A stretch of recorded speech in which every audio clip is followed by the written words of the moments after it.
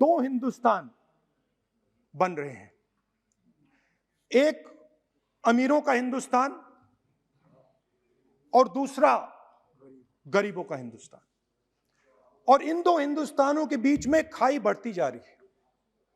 आपने अभी देखा होगा, अभी दो स्पीकर्स ने बात की, मगर आपने ये नहीं कहा कि रोजगार ढूंढने के लिए उत्तर प्रदेश में, बिहार में रेलवे की नौकरी के लिए वहां पे युवाओं ने क्या किया और क्या हुआ, इसके बारे में आपने नहीं बोला। गरीब हिंदुस्तान के पास आज रोजगार नहीं है। प्रेसिडेंशियल एड्रेस में बेरोजगारी के बारे में एक शब्द नहीं था, और पूरे हिंदुस्तान में आज हिंदुस्तान का युवा रोजगार ढूंढ रहा है।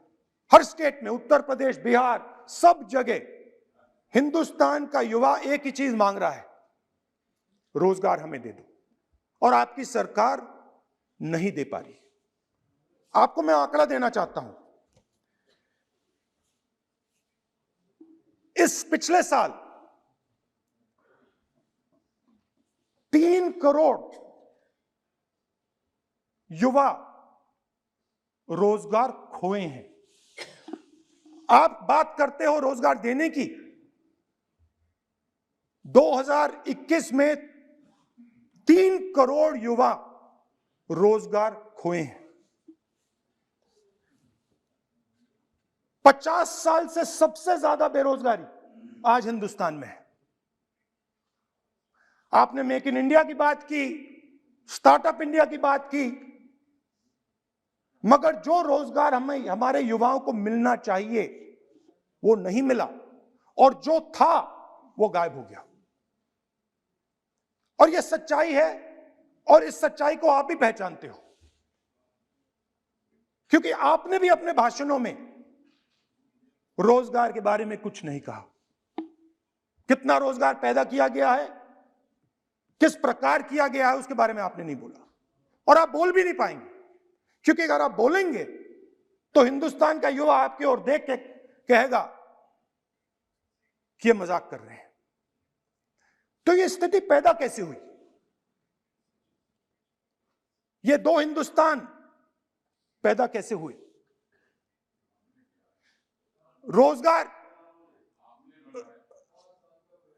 रोजगार स्मॉल और मीडियम इंडस्ट्री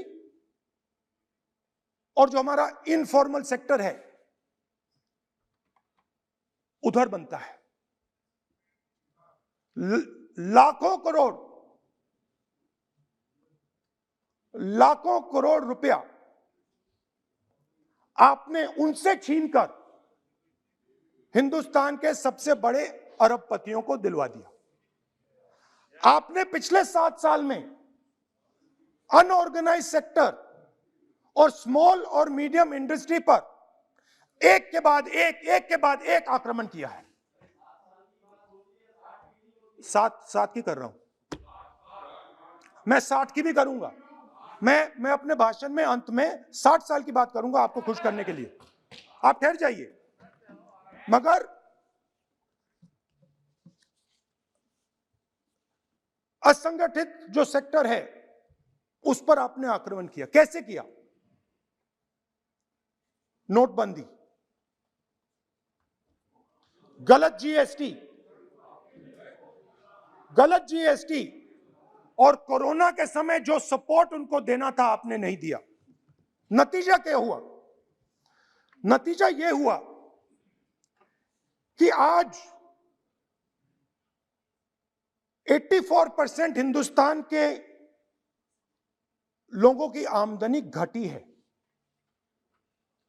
और वो तेजी से गरीबी की ओर बढ़ रहे हैं। यूपीए की सरकार ने, आपने पूछा 60 साल की बात आपने कही, यूपीए की सरकार ने 23 करोड़ लोगों को गरीबी से निकाला था 10 साल में। हमारा आंकड़ा नहीं है, हमारा आंकड़ा नहीं है, हमारा आंकड़ा नहीं है।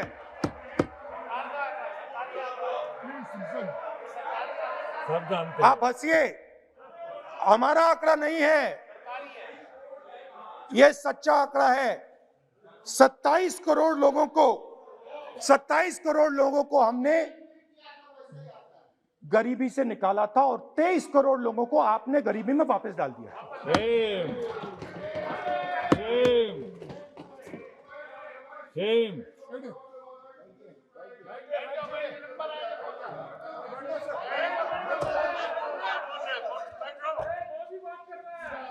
और हो क्या रहा है, फॉर्मल सेक्टर में मोनोपोलीज बन रही हैं।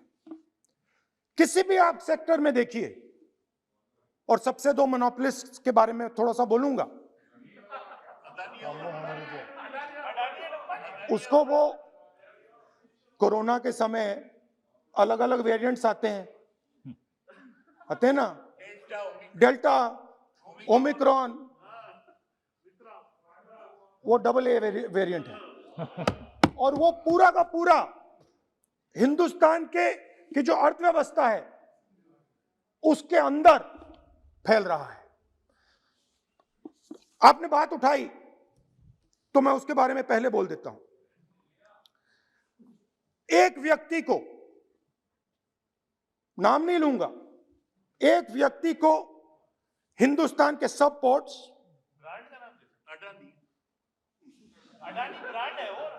ब्रांड, हिंदुस्तान के सब पोर्ट्स, हिंदुस्तान के सब airport, power, transmission, mining, green energy, gas distribution, edible oil, जो भी हिंदुस्तान में होता है उधर अदानी जी दिखाई देते हैं।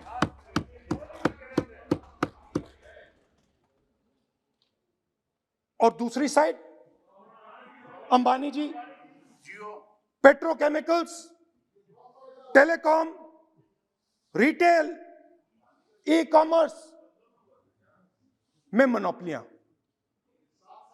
तो पूरा का पूरा धन जो है चुने हुए लोगों के हाथ में जा रहा है।